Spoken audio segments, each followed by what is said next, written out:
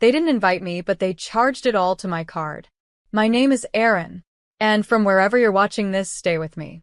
Because tell me honestly, have you ever been used so beautifully that they made it look like kindness? The betrayal didn't explode all at once. It dripped slowly. First, I noticed the charge. $3,200, Party Poppers Events. I blinked. What was that? I called the number. The woman on the line was cheerful. Yes. Rooftop baby shower? Gorgeous balloon wall, themed treats, DJ, the works. Paid in full under Aaron Caldwell's card. You've got style, girl. My heart dropped. I hadn't booked a shower. I hadn't even been invited to one. I called my mom. She answered on speaker. Laughter in the background. Aaron, now's not a good time. We're still cleaning up confetti. Mom, what's Party Poppers Events? Why is it on my account? She went silent, for a breath too long. Then, oh honey, we thought you'd be uncomfortable at the shower. You've always said babies make you anxious. That was from 5 years ago, after my miscarriage. She kept going. Anyway, we didn't want drama, but we included your name on the thank you card. Isn't that enough? Enough? I stared at the ceiling. My hand trembled. That's when my phone buzzed again. Instagram. My sister-in-law, not even my sister, had posted a photo from the party. My sister was smiling next to a balloon wall that read, "Welcome, baby," holding up a tiny onesie that said, "Auntie's money." The caption? Fully funded by our favorite fool clinking glasses money bag. I froze. The rage didn't come in heat. It came in clarity. I walked to my computer. Logged into my bank. First, froze the card. Second, filed a fraud report. Third, screenshot every charge, every message, every post. They thought I'd stay quiet. Again. Because I always did. When they borrowed my car for emergencies and returned it with an empty tank. When my sister cried that her credit was bad and I co-signed her first apartment and then covered 3 months of missed rent to avoid eviction. When my mom called me selfish for not helping plan the baby shower for the real daughter who deserved joy. But this was a funeral. Not for the money. For the version of me who let this family walk over me. While smiling. I typed one line into the group chat. Fools done funding. Check your inboxes. That was just the beginning. The read receipts came in. One by one. Then silence. Delicious, telling silence. Because guilt has no defense when the receipts are organized. And what they didn't know was that this fool had been saving more than money. I had something else now. Power. And when I used it, they would wish the only thing they lost was my credit card. It always starts with, "You're so generous." But what they mean is, "You don't fight back." That was my role in this family. The fixer, the helper, the invisible ATM with a polite smile and no boundaries. I didn't earn that role. It was assigned. It started small. It always does. When we were kids, if my sister Kelsey broke something, I got in trouble for not watching her. If she cried over homework, I stayed up past midnight doing her assignments, because Aaron's the responsible one. And by the time we hit adulthood, the pattern had already calcified into stone. Kelsey got to be soft, chaotic, adored. I got to be useful. When our dad passed, I was the one who handled all the funeral arrangements. Mom couldn't deal with logistics. Kelsey couldn't face the grief. They both arrived to the church late, wearing designer sunglasses and fresh blowouts, while I stood holding the urn. No one said thank you. That's the phrase I became allergic to. "You're so good at managing things." Which was code for, "We don't have to take responsibility. Aaron will cover it." And I did. For years. Kelsey wanted to start a small candle business. I funded her Shopify subscription and bought her first inventory. When she ghosted her landlord after 2 months, I was the emergency contact they called. I paid. Not because I'm a fool, but because I didn't know I was being conditioned. Mom had a way of guilt-tripping that felt like love. "She's your sister, Aaron. She's going through so much. Money comes and goes, but family's forever." And then the sharpest knife, always disguised as kindness. I just wish you were more emotionally available like Kelsey. You're so good with numbers, but maybe not so much with people. Translation: you're a calculator, not a daughter. Even in therapy, I used to say things like, I know they don't mean to hurt me. I just think I'm more sensitive. But no, I wasn't more sensitive. I was being drained. Slowly. With a smile. Until now. Until the balloon wall. The thank you card. The Instagram caption. Until they left a $3,200 event on my back without a single warning, then laughed like I was the family's punchline. They didn't invite me to the baby shower. Because they didn't need me there. They needed my wallet. But here's the twist. They thought they still owned the narrative. That I would stew quietly, maybe cry, maybe ghost them for a week, then eventually come crawling back, like always. They forgot something important. I'm not just a giver. I'm also an analyst. A woman who knows how to track, document, organize, and escalate. A woman who's spent years funding their comfort while building her own stability in silence. And what they didn't know was that the fool had finally learned to itemize everything. And I was just getting started. Because if they wanted a family drama, they just stepped into the wrong episode. I always knew Kelsey was selfish, but I didn't realize how systemic the betrayal was until I opened that folder. Let me back up. After I froze the card and filed the fraud report, I got a call from my credit union's fraud department.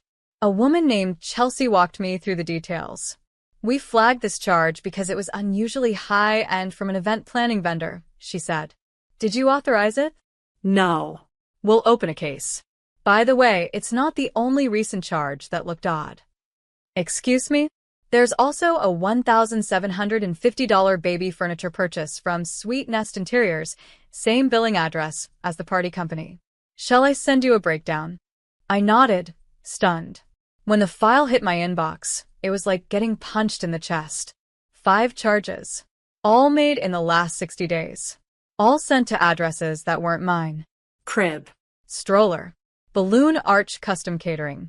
Even a prenatal spa package. Each one tied to my card. I called the vendor numbers listed.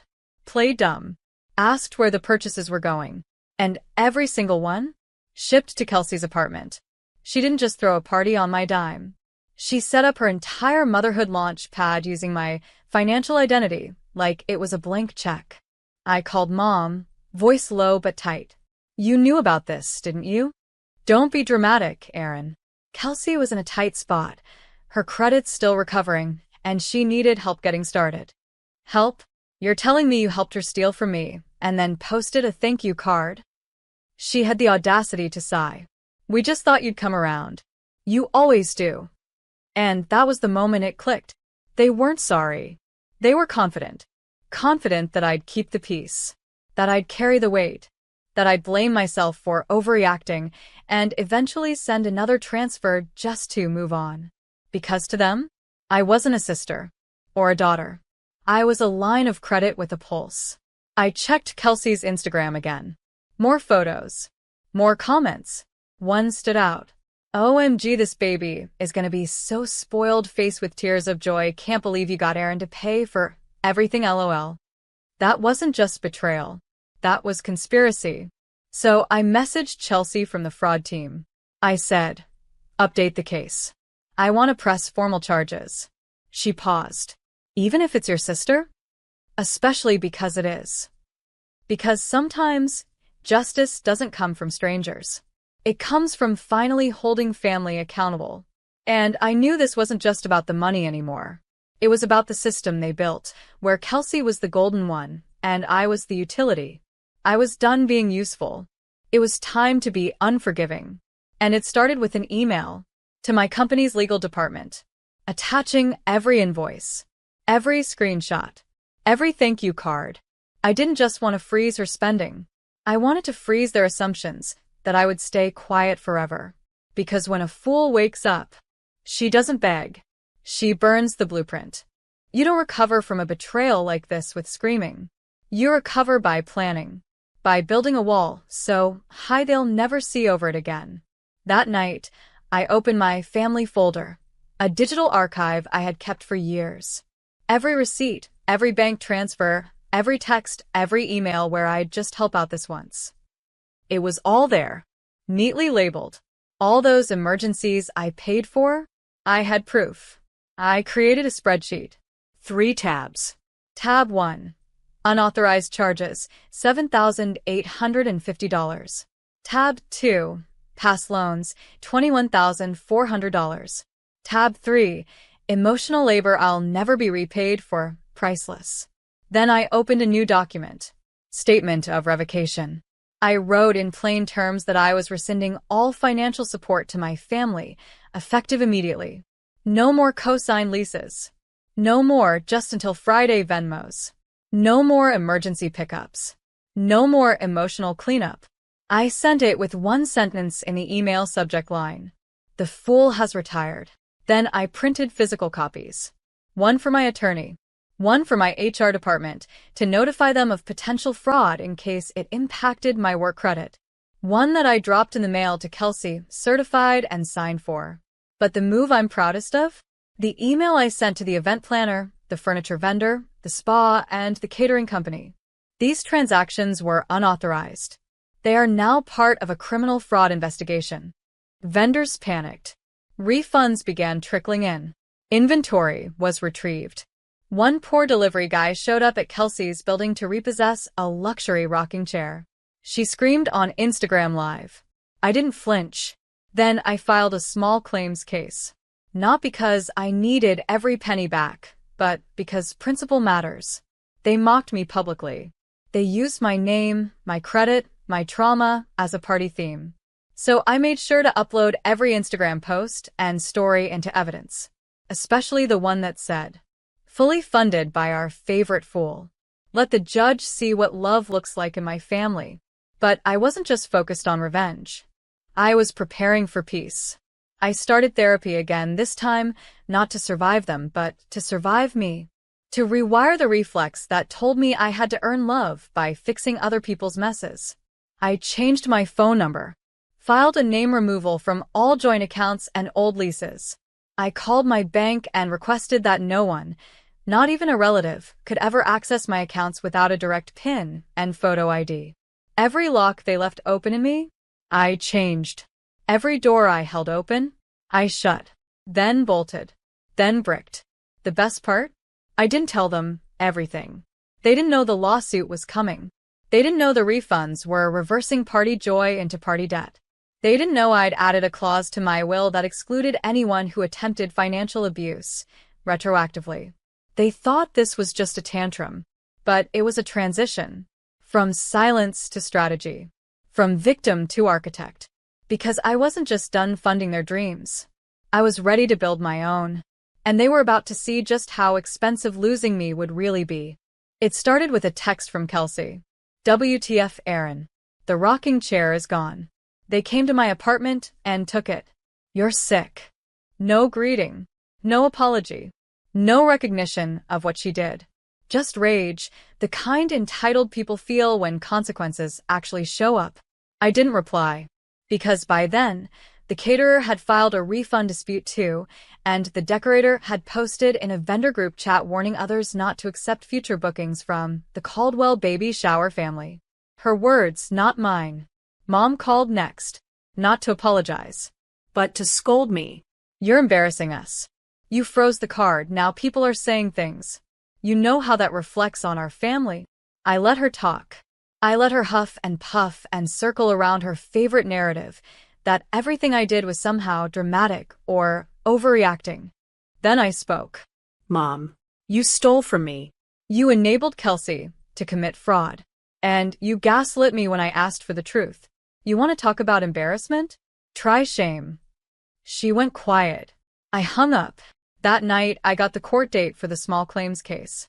A few days later, I emailed everyone who had contributed to the baby shower. Not family, but Kelsey's friends, her boyfriend's coworkers, her yoga instructor. All the people who had tagged "Thank you, Aaron" 2 hearts under party photos. I simply said, "Hey, I thought you should know this party was thrown using my identity without consent. Charges have been reported. Vendors have been notified. I recommend you save any receipts." Kelsey posted a long sob story to her Instagram stories the next morning. Some people just want to ruin joy. Not everyone wants a baby to be celebrated. It's okay. We'll rebuild without toxic energy. She tagged no one. But everyone knew. Because the same night, the event planner went live on TikTok and said, "We got scammed. Baby shower queen paid with stolen funds. We're not letting this one go quietly." It went viral. The phrase "Balloongate" started trending. And the comments? They eviscerated her. "Stealing from your own sister? Girl," she said, fully funded by a fool. Turns out she was the only fool. Hope that onesie fits in court. Meanwhile, I walked into my courtroom like I was showing up to collect. The judge reviewed every screenshot, every charge, every message. He glanced at Kelsey and asked, "Do you have proof that she consented to any of these charges?" Kelsey stammered. Then she tried to cry. "She's my sister. I thought it was okay. We've always helped each other." I handed the judge one last thing, a spreadsheet of every time I helped her before. Labeled, dated, signed. The judge nodded slowly and said, "You have 30 days to repay every dollar or face further action. This isn't helping. It's fraud." Kelsey didn't look at me once as she walked out. Mom followed her. No one said a word. But I wasn't done. Because the next step wasn't about them. It was about me. I was about to leave the family group chat. But first, I changed the name to "The Fool's Last Words." Then I sent a single line. "Next time you want to throw a party, use your own name and your own damn money." And I left. Just like that. One click. One exit. No noise. No apology. Just power. You can always tell when people are losing control, not by their shouting, but by their silence. The group chat went dead after I left. No attempts to pull me back. No fake apologies. Just nothing. But outside that silence, their world was unraveling. First came the financial fallout. My fraud claim triggered red flags on Kelsey's credit. She couldn't open a new line or apply for a store card without being flagged for identity misuse. Then, the caterer filed her own lawsuit, small claims like mine but public. The case number was online. People noticed. Local gossip pages picked it up. The story spread fast. Mommy influencer throws shower with stolen card. The comments were ruthless. She scammed her own sister? Didn't she post about loyalty last week? Baby shower grift era grimacing face. Kelsey went dark on social media for the first time in years. But it didn't stop there. I received a message from her landlord. Not sure how he found me, but he said, "Hi Erin. I believe you were financially responsible for past rent payments at this address. I'd like to confirm that's no longer the case." I wrote back, formally and clearly, "Correct. I am no longer connected to or liable for anything concerning Kelsey Caldwell. Any arrangements she fails to uphold are solely her responsibility now." He replied 2 words, "Understood. Thanks." Within a week, I heard from a mutual friend that Kelsey had missed rent again and that her boyfriend had stepped back to regroup. Then came the email from our mom. Not a call, not a visit, an email. We may have made some mistakes, but at the end of the day, family is still family. I hope you'll reconsider. We don't have much left to lean on. Things have been hard for Kelsey. No apology. No ownership. Just guilt packaging, disguised as an olive branch. I didn't reply. But I did do something else. I posted a simple quote on LinkedIn of all places. It read, "Sometimes the best inheritance you leave behind is knowing your value and refusing to let anyone else discount it." I didn't tag anyone. Didn't explain a thing. But Kelsey's ex-boyfriend liked the post. So did the former event planner. And the real cherry? My therapist messaged me privately and said, "You didn't just draw a boundary. You built a wall with windows so you could watch the peace grow." Because that's exactly what I was doing. I started baking again. Something I hadn't done since before the family chaos swallowed my weekends. I picked up weekend hiking. I took a spontaneous trip to Seattle by myself. I started sleeping without clenching my jaw. And for the first time in my life, I stopped waiting for the next crisis from my family. There was no next crisis because I wasn't answering anymore. And when people say things like, "But that's your mom," or "You only have one sister," I just smile and reply, "You also only have one nervous system, and mine deserves better." Because I didn't burn bridges. I just built a better life on higher ground. And the view? Spectacular. I didn't announce anything. There was no dramatic "I've moved on" post. No grand monologue to the family about finding myself. I didn't owe them that. I just started doing what I'd never been allowed to do. Live. For me. I moved out of my cramped apartment, the one I'd stayed in because I was always budgeting for someone else's fire. I found a sunlit place with arched windows and hardwood floors that creaked like an old friend whispering, "You're home now." I paid for it in full. No cosigners. No IOUs. No guilt. Every time I opened the door, it reminded me that peace doesn't have to be loud to be powerful. Sometimes it's just a quiet Sunday morning with the sound of bread rising in the oven, not your blood pressure. I launched a side project I'd been dreaming about for years, a budgeting app for women stuck in toxic financial cycles. I called it The Line because everyone has one, and once you cross it, you don't go back. To my surprise, it took off. An investor reached out after hearing my story, anonymously shared through a friend of a friend. Within 2 months, we were scaling. That old story of the fool who just gave and gave? Gone. Now, I was the woman who helped other women cut the rope before they were too tangled to breathe. One day, I got a card in the mail. No return address, but I recognized the handwriting instantly. It said, "I miss you. I didn't know what I was doing. I was scared, and you were always strong. I hope you can forgive me one day. Kelsey." Inside was a photo of her baby. I looked at it for a long time. Not with anger. Not even with sadness. Just distance. Like staring at an old room you used to live in before the roof caved in. I didn't throw it out, but I didn't call her either. Some wounds don't need closure. They just need space to scar over and stay closed. Later that night, I lit a candle. The scent was warm vanilla. The brand?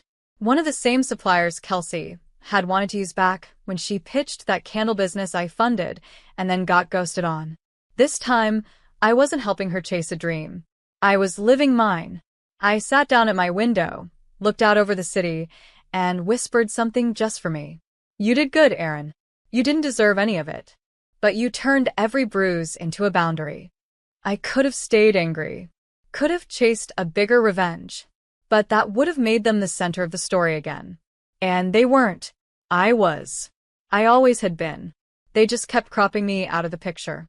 Now? I was in full frame. And the future, the real one, was mine to color in.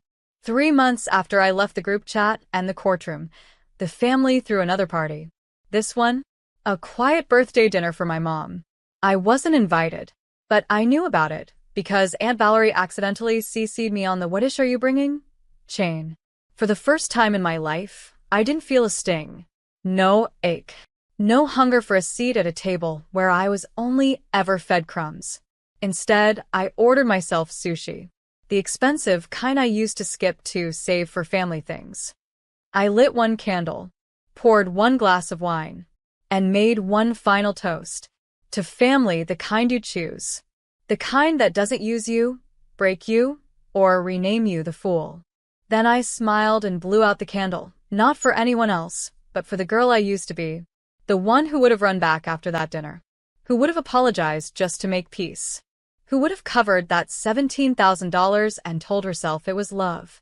She was gone. In her place, a woman who had learned something sacred. That you can mourn a family while building a legacy. That being the outsider is often the only way to finally see clearly. A week later, I got an email from a publication that had picked up my budgeting app story. They wanted to feature me. The headline? From Family ATM to Financial Architect, How One Woman Reclaimed Her Power. I said yes. They asked if I had a closing quote for the article. I did. I wrote. They called me a fool. But I was never foolish. I was just faithful to the wrong people. Now? I invest in myself. And the returns? Speak volumes. They loved it. It went viral. I received messages from women around the world, sisters, daughters, even mothers, thanking me for saying what they couldn't say aloud. Some left their own toxic systems after reading it. Some started their own apps. Some just stopped apologizing. But all of them reminded me, this wasn't just a personal story. It was proof that silence can be broken, that betrayal doesn't get the last word, that healing isn't loud, but it is absolute. And when you've been used up, broken down, and pushed aside, you don't need revenge that screams. You just need a life that whispers, you made it anyway. So I did. And every now and then, when I get a message from someone saying, how did you walk away from everything? I tell them, because it was never everything if it didn't include me. And that's the real closure. Not their apology, not their guilt, not even their loss, but my freedom, unrented, unborrowed, undeniably mine.